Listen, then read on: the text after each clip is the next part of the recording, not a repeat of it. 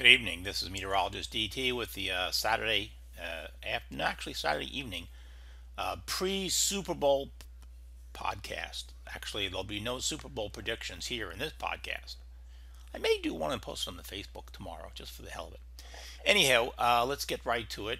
There are some things to talk about here. A couple of events. The pattern initially for the next 2 weeks does not look that promising for significant East Coast snowstorms. Just a lot of stuff in the interior of the Northeast, over the Shenandoah Valley, West Virginia, much of Pennsylvania, New York State, New England, maybe the Ohio Valley. But there is some hope. So things are not looking as pessimistic as what they appeared to be earlier. So let's get right to it. Now we'll start out here with the snowstorm matrix, and you can see that we have several different blue events. Now the blue is moderate accumulating snow, at least a few inches, maybe up to as much as 6 to 7 depending on where you are. And we do have a moderate event here in the Midwest coming up the next few days, and in the Ohio Valley. Nothing for the Deep South. I-95, well, the event coming up tomorrow is mostly rain. And the interior Northeast will get some of this snow over the interior because there will be more snow tomorrow. Then on February 7th, 8th, and 9th, there's another event on the 7th or 8th. Again, moderate snow for the Midwest, possibly significant for the Ohio Valley, and we'll see about that, and the interior Northeast, and nothing for the for I-95. And then in the 7 7, 8, or 9, there's another event here on the 10th or 11th. We'll see that. Nothing for the Midwest, minor snow for the Ohio Valley, nothing for the Deep South, nothing for 95, and minor, maybe moderate here for the interior of the Northeast. We'll see. So let's get right to the information and take a look what's going on. Here's our latest radar, and you can see that we've got some decent snow over portions of the Midwest, especially the Great Lakes area. And there is snow, into the Ohio Valley here, but notice that it's rain over Iowa, which is indicative of the warmer air right along coming in here. So there is warm air coming up in this direction. Now the problem with the pattern with this next event here for February 4th, Super Bowl Sunday, is the overall pattern here. And you can see that, it looks, initially this looks promising. People are like, well, why is this a rainstorm for I-95? Well, it's not just simply getting a trough in the eastern United States. I wish they would teach synoptic meteorology better than they do. The problem is that you could make a case this is actually slightly neutral here, and this is neutral over the Mississippi Valley, and that is wrong. You don't want that. You want this neutral over the Appalachian Mountains, not over the Mississippi Valley. That's the first problem. The ridge is too far west. This is not on the west coast. This is the ridge west coast, folks. This is Alaska. This is the eastern Pacific. And that teleconnects to the trough being over the Midwest, which is not where you want it to be for an East Coast snowstorm.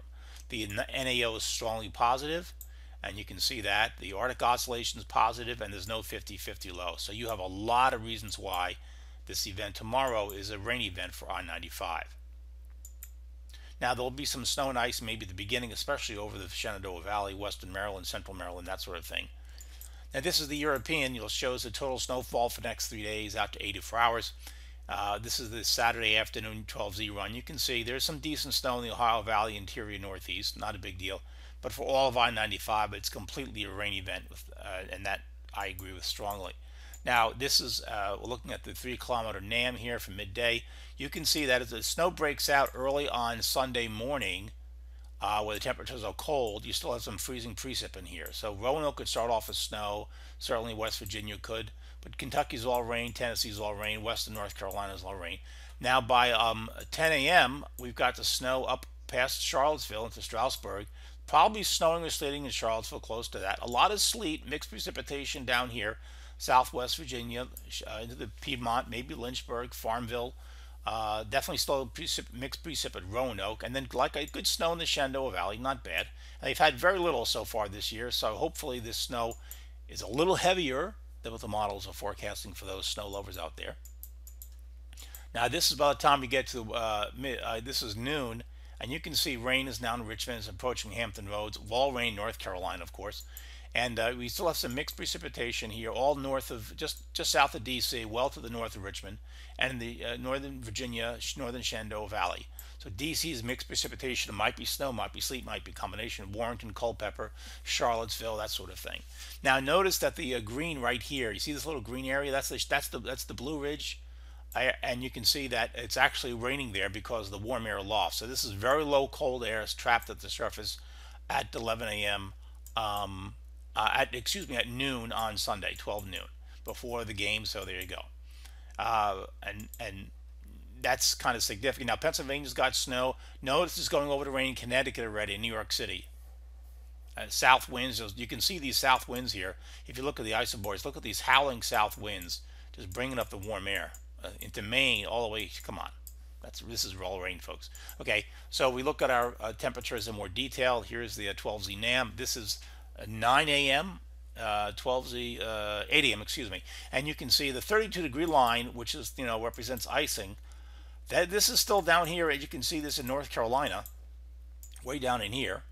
But this is all rain. Now this is snow north of it, probably in Indiana, Ohio. But this is all rain down in here. This is all rain, pretty good rain too, you can see, and it's coming north into the cold air.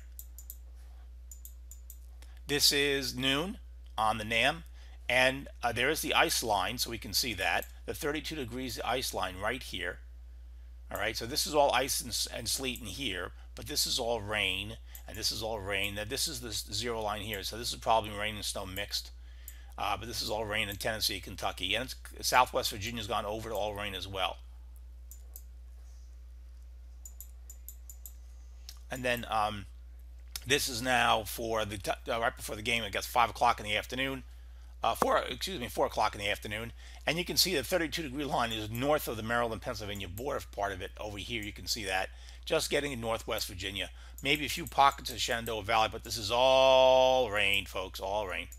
And like I said several days ago, I know it got some snow nuts pissed at me. I could see the comments on the YouTube site, but well, tough shit. What can I tell you?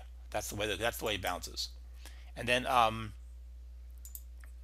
then this is 7 o'clock in the evening. It's pushes on through. And then if we look at the European, you can see the European's the same sort of thing. This is 10 a.m. On Sunday morning, and this is snow on the European. You can see the Shenandoah Valley here down by Roanoke. That's close to snow. They've gone over maybe to sleet, but this is all snow near Charlottesville, and Lexington is snow up into the Shenandoah Valley. So that's snow, and this is all snow here. Kentucky, northern Ohio, this is all snow in here. So there is going to be some snow for this event, but it's just not going to last, and that's the important point. And then if we look at 7 o'clock in the evening, as the game begins, you can see, I guess it's midway into the first quarter, and here's our low pressure area over central North Carolina. Never a good position for snow lovers in the I-95 corridor. And you can see that this is the snow line right here. Now, if this shifts a little further to the east, 50 miles, which I suppose is possible, then the Blue Ridge and the Shenandoah Valley could have a lot more snow out of this than precipitation. I can't rule that out. I don't think that's going to happen. Now, Martinsburg could stay all snow out of this, and a lot, way up there. Maybe Winchester could be mixed precipitation and could go back over to snow before it ends in the pre-dawn hours or by midnight, something like that. That's a possibility. I don't think it's going to happen, but it's possible. But for I-95, this is purely a big rain event, as you can see. All right, then what happens? I think this is my last. I got that slide. Okay. Then after what happens, this is Monday. The front is now off the coast. The cold air comes in, a brief shot of cold air. But here's the problem with the pattern. Now here's the next one for February 7th and 8th. Okay, so let's take a look at this again. Our ridge is not really on the west coast, which is here. The ridge is over Alaska, and that supports the trough in the middle portion of the country here. So that's the first problem with the pattern. Now, the other problem we have here, again, is the Arctic oscillation is strongly positive. We have a very big polar vortex, which is nice. It's fairly far to the south. But here's the stream trough right here. You can see it, the southwestern, and there's another piece coming in here. There's nothing over Canada at all, no blocking, no big ocean low over southeastern Canada. So these two pieces phase. And look at this. You have neutrally tilted by the time it reaches the Mississippi River. That is very bad news for the East Coast winter storm lovers. You want the trough going neutral east of the Mississippi River, not before it. And that's the problem here. So among all other problems with this pattern, but that's just give you an idea. A slide here. Here's the surface map now. This is for Monday morning. You can see the cold air is in place, and then it's the next system coming in Tuesday afternoon. The high slides off the coast. We're getting southeast winds. Rain develops. It's snow in Missouri, but we don't live in Missouri. And then here it is by a Wednesday night. It's rain everywhere. As you can see, the snow line is way back in West Virginia, western Pennsylvania, northern New York State, maybe even north of Albany, if you can believe that. And a lot of mild temperatures ahead of it on southwest winds. And then again, if we look at this in more detail, we can see on the afternoon regional European map from Storm Vista, you can see the snow line here. This is the 32-degree line, and this one here is the 0850 line. So this might be a little bit of ice in here, but it's way north of Philly. It's about to go north of New York City. This is Wednesday morning. Low pressure here, strong southwest winds pulling up the warm air. Rain, rain, and more rain. Now, central Pennsylvania, big snow. Ohio, potentially significant snow. New York State, interior, potentially significant snow. And we can see that. Here's the European for 72 hours, ending as of February 9th, 10th. And you can see it's got good snow there in interior Pennsylvania and interior New York State and New England. Now, this is the pattern. Again, this is the upper air pattern for February 10th. And you can see on this next event here, this is the third one over the next week. Again, the mean trough is here. That's not what you want to see. We have a weak southeast ridge off the southeast coast right there, but the trough is neutral over the Mississippi Valley before it, and that's just not what you want to see. This is a surface map, and you can see the high getting off the coast. You're getting mild air, and there's rain on February 10th over the East Coast and the Ohio Valley. Like I said, might be snow there, but the Tennessee Valley is rain. The southeastern states is rain, and we can all use the rain. I mean, it's been dry over the eastern U.S., so we can use the rain on the East Coast and the southeastern states. It's not the worst thing in the world, but it's not snow.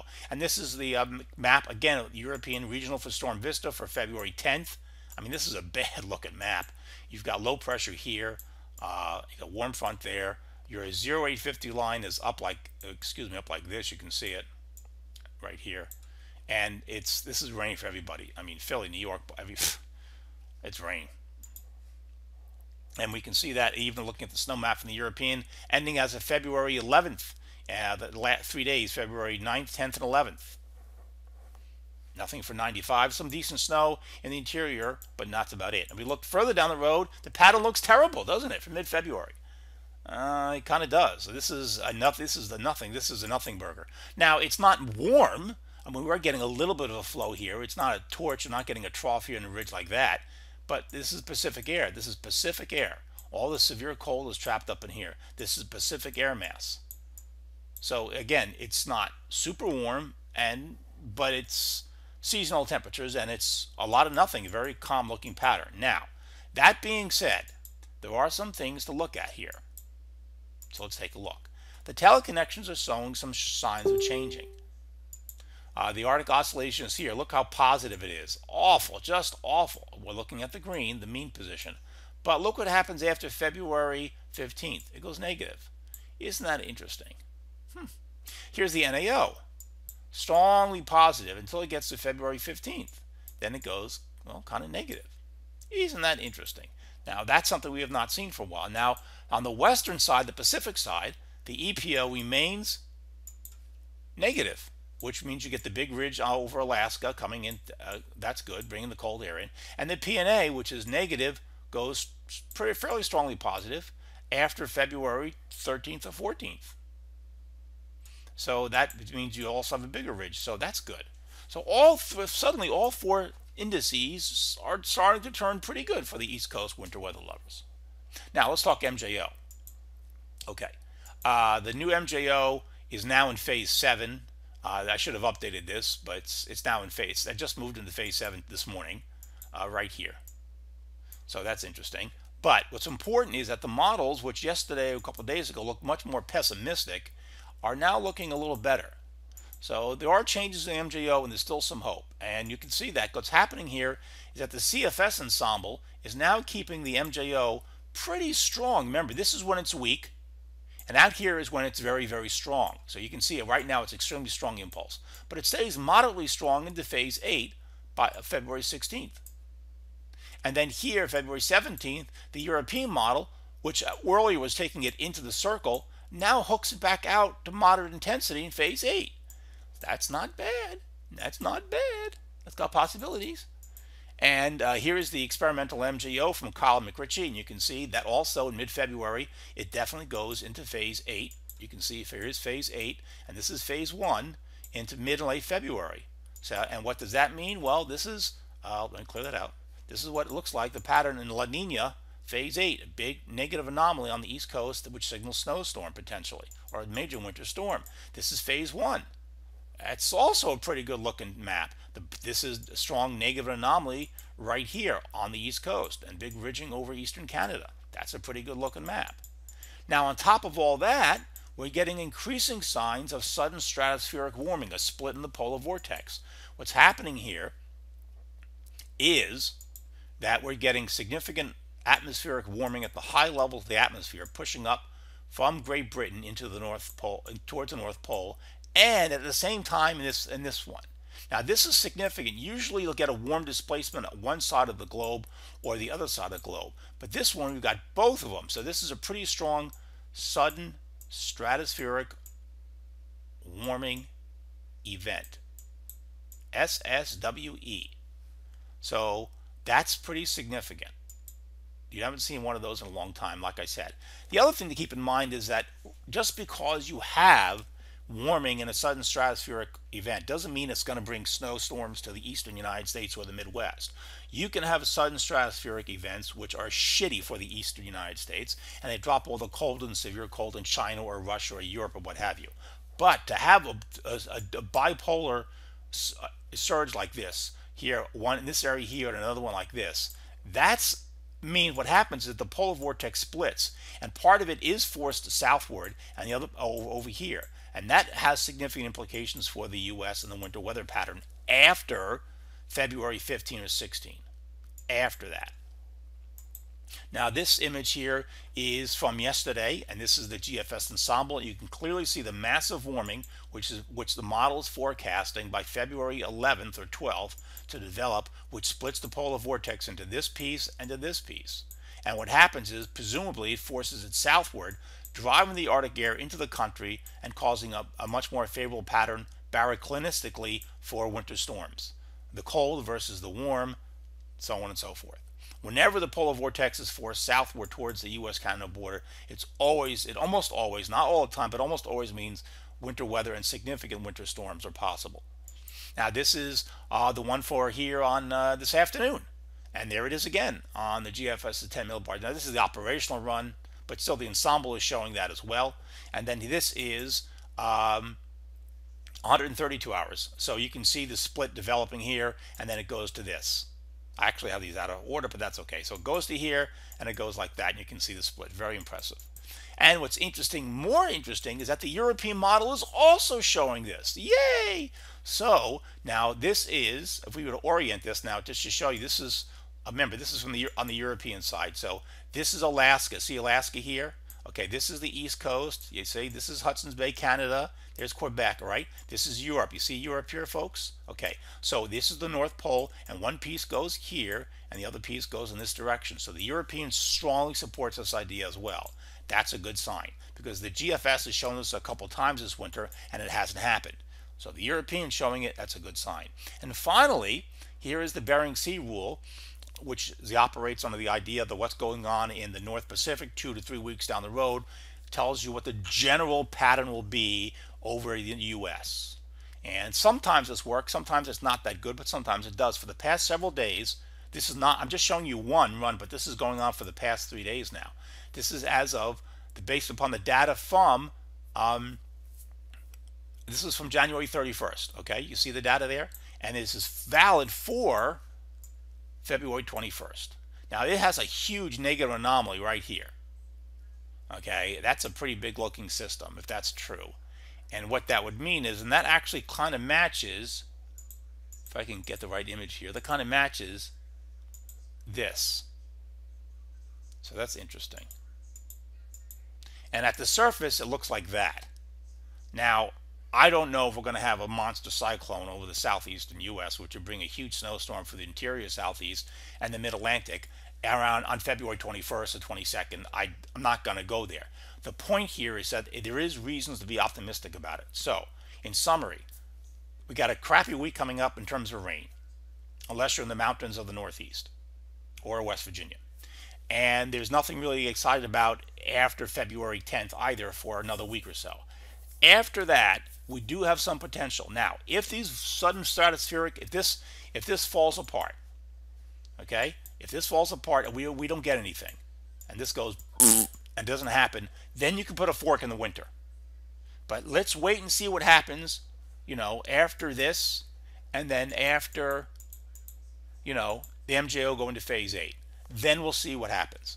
If these things don't occur, okay, put a fork in the winter. But until then, no reason to quite give up just yet. This is meteorologist DT from Weather Risk. I'll catch you on the Facebook page and on the Twitter page.